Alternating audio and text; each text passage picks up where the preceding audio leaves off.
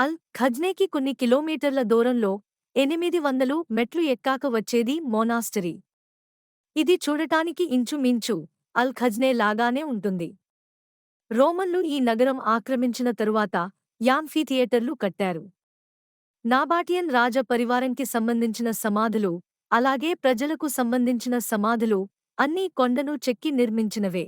చనిపోయిన వారి బట్టలు, నగలు అలాగే వాళ్ళు వాడిన వస్తువులు కూడా ఈ సమాధులలో ఉంచేవారు.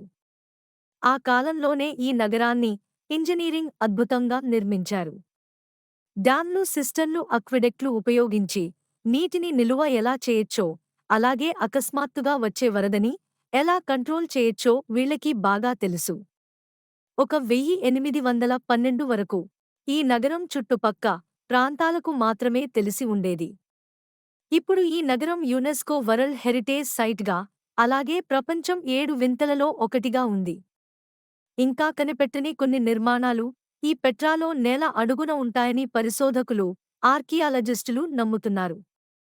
మిగిలిన ప్రపంచం వింతల గురించి తెలుసుకోటానికి అలాగే మరెన్నో ఇంటరెస్టింగ్ విషయాలు తెలుసుకోడానికి లైక్, షేర్ అండ్ సబ్స్క్రైబ్ దీవా ఎకెదిస్.